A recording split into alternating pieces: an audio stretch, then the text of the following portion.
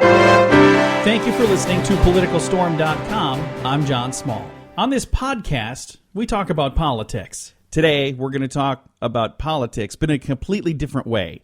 We've got an author joining us today that's got a book about presidents, but it's called All the President's Gardens. Yeah, we're going to talk about the President's Gardens.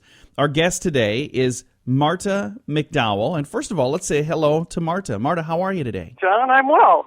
Well, we're excited to chat with you today. This sounds like a really fun idea for a book, and I see you've got other books about gardens as well. Now, I happen to be kind of a political junkie, so when you start talking about politics, it's always fun for me. But the neat thing about this is this really is more about the president's gardens than it is about politics, isn't it? That's right, because plants know nothing about politics. And you know what? Maybe it's better that way sometimes, isn't it? Well, it's a relief, a break, anyway. So from the very first president to live at the White House all the way up until today, has there been a garden every single time? Pretty much. I mean, when John and Abigail Adams moved in 1800, there wasn't much there. It was still a construction site. But from then on, yes, there's been a garden. And how has that changed, and what kind of changes have we seen over the last couple hundred years? Wow. Well, at first it was a garden that was used not just as an ornamental garden, but also as a way to help feed the president and the people that came to the White House. So for a long time there were fruits and vegetables grown there. Then that sort of went out of style by the end of the 19th century. There was a victory garden there in the Second World War, and now, of course, there's a vegetable garden there now as part of Michelle Obama's Let's Move project. And over the course of the last couple hundred years, what would you say has been the most interesting garden? Has there been anything that one of the presidents or first ladies have done that has just been kind of bizarre? Oh, bizarre. So here's something that I totally did not know, and that was, at one point, off of the west side of the White House, instead of the West Wing, there was this huge complex of greenhouses, fancy conservatories and a place that grew orchids and another one that had roses and so on. And so that lasted right up to Teddy Roosevelt, who ripped them all off and put on the predecessor of the modern West Wing. Nice. There have been some interesting things that have happened in the garden as well. There have been a couple of weddings there. One of our presidents was actually married there, wasn't he? Yes, Grover Cleveland married Frances Cleveland, and while it was inside, it had so many plants and flowers that the gardeners did for it.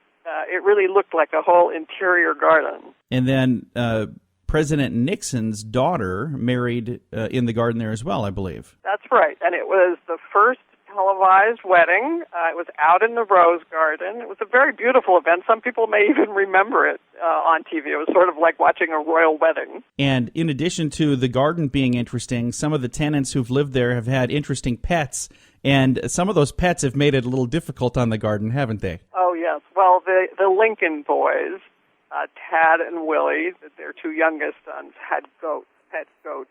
And the goats got into the garden. They developed a particular taste for flowers, and this wasn't really popular with the gardeners, as you can imagine. As you were preparing for this book, was it hard to get the information on what happened as far as the garden for each president? Well, it took a lot of searching around. Research is sort of like a little treasure hunt or a mystery where you kind of find threads and pull on them.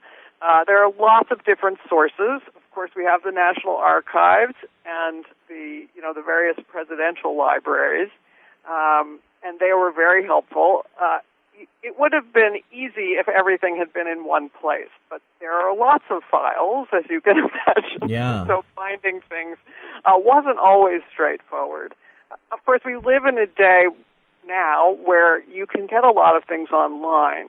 So things like there's a site called Chronicling America that the Library of Congress provides that has old newspapers up to 1922.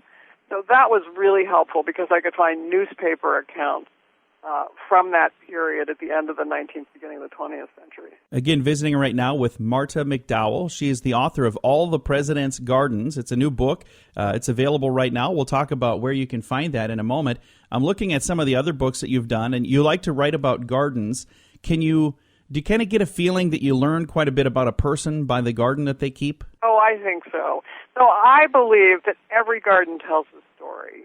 And if you kind of listen and, if you'll pardon the pun, dig,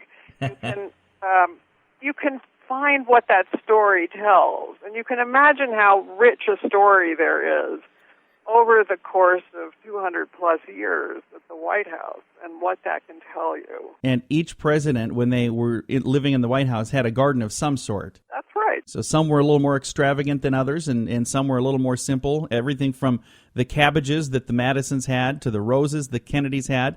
There's always been some sort of garden on the grounds at the White House. Exactly. So, I think of it kind of as this fashion funnel where you've got all the things going on in popular culture, and then it does show up for the presidents during their terms at the White House. Well, let's talk about where we can find a copy of your book, All the President's Gardens. Where is that? Is it available right now, and where can we find it? Yes, you can go to your local bookseller or any of the online booksellers like Amazon and Barnes & Noble, so it's widely available. Well, we certainly appreciate you taking some time to chat with us, and I thought this would be really a fun thing to talk about because right now, usually when people are talking about the White House, especially this time of year, it's more about the election and all the things that are coming up, and it's a nice little relief to talk about something that's not the election.